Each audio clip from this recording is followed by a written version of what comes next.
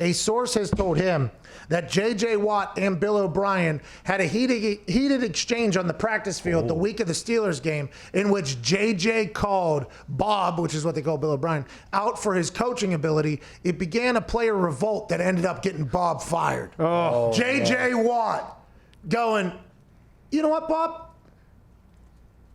I'm about sick of your ineptitude, pal. You're an idiot. You want us to do what? That doesn't work. Just like this other thing didn't work. Just like trading away DeAndre Hopkins for a fourth-round pick didn't work. Just like whenever we were up 21 and you decided to do what you did. Just like whenever you just like when you lead counsel. Just like when you did all this. That didn't work. So how about you go fuck yourself, Bob? In Bob's thinking there, J.J. Watt is literally the only human in Houston that can say that to anybody. Yeah. Because J.J. Watt is Houston. Yep. I think he raised like $50 million for the city of Houston after a flood wiped out a lot of communities down there. He became the face of basically, let's build this city back. I'm lucky to be here. By the way, T's and P's to everybody down the Gulf Coast with what's going on with Hurricane Delta, I believe, which is set to hit landfall, I believe, here in the next couple of days. The LSU game, which was supposed to be down there in the Bayou, has been moved to Missouri, which is who they're playing against. And there's conversations about the Saints and Chargers game potentially being moved to Indianapolis for Monday Night Football. Shout out to Jim Irsay offering up the stadium, obviously, and also to everybody down there. Please stay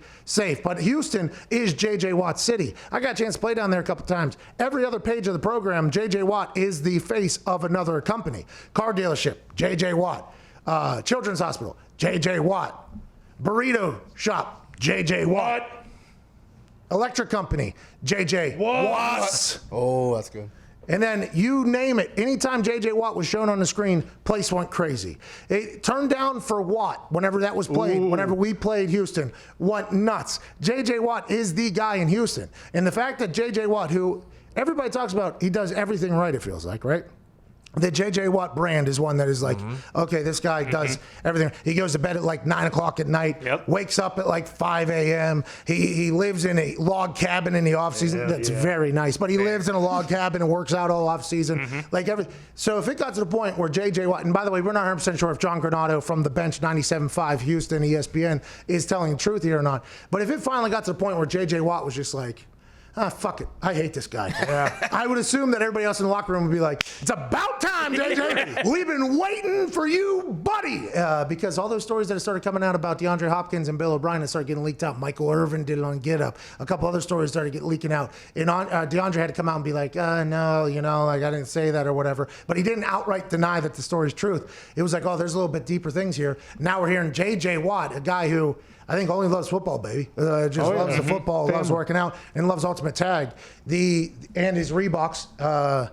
And he also Subway. He loves Subway. Loves Subway. And he also loves. I think that's all he does. Having fun.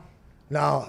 When he plays football, I think he's a savage much more than like the, hey, how's it going? It's like he's like a this guy can't block me type guy. All about the craft. Yeah, he is one of those guys. Yeah. But anyways, him turning against you, I assume when that happens, that's when Cal McNair got a little message. It was like, hey, J.J. Watt just yelled at Bill O'Brien. He was like, who, J.J. Watt did? Yeah, J.J. hits the guy. He's like, well, writing's on the wall, Bill. All right, Bill. See you later, pal. Got to do what you got to do. What's up? Aaron Wilson, a second report has come out. Aaron Wilson, who covers the Texans for the Houston Chronicle, tweeted that Bill O'Brien got into an argument with defensive end J.J. Watt and defensive coordinator Anthony Weaver on the practice field, along with verbal altercations with other staff members during his final week as coach/general manager before being fired.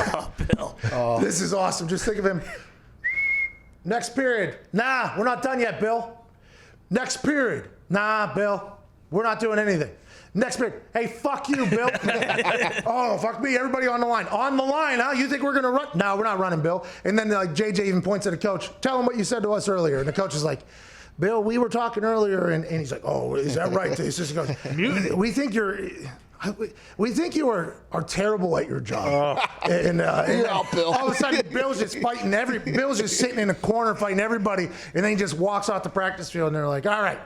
This is a sign of things to come. He gets fired a week later. Obviously, that's not good. Supposedly, JJ will be talking at 3 p.m. Yeah, he has a press conference today, which I guess isn't like. Let's go. Says I should text him. Shouldn't I? This is when I should like utilize my. Hey, I'm gonna say, story true? Question mark. All right, we got to get to a break. I guess J.J. Watt was asked about what happened at practice, and he said, I'm not going to talk about what happened at practice and what conversations were had. Right now, we have a fresh start, and we're moving on with Romeo. Oh, it happened. Okay, here we go. So, J.J. Watt said, we're sick of it. Okay, we're sick of it. And by the way, maybe they did vote Earl Thomas not to be a Texan, or maybe that was a part of the problem that J.J. Watt had, is that it came out. I don't know if this was before or after that, but it feels like the players are speaking up a lot down in Houston. And I'll tell you what, if you're Bill O'Brien and you got J.J. Watt turning against you, that could be tough. You know, and once J.J. turns, if you're the guy on the team, which Deshaun Watson, by the way, quarterback, always going to have a say. I think J.J. Watt's probably the guy on that team. I'm not 100% sure. I'm not in the locker room. But if your guys like turn, you lost the entire team. As soon as that guy turns publicly in front of everybody, you lost the whole team. And I assume Bill O'Brien, the GM, lead counsel, and head coach and play caller for the Houston Texans, knew he was out the door probably relatively soon. Yeah, I think the only player that could turn on you that would be worse than J.J. Watt would be Tim Tebow. Where you lose the team, to where it's like, okay, now we really know what's going on. It's true. Tim Tebow. Imagine Tim Tebow doing what J.J. Watt did.